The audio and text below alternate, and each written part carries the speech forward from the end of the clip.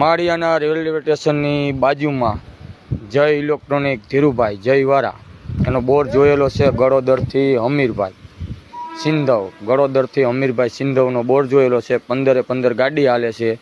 Power ઘટેને કારણે પાણી ઓછું આવે. 400 ફૂટે મોટર હાલ્યા કરે છે.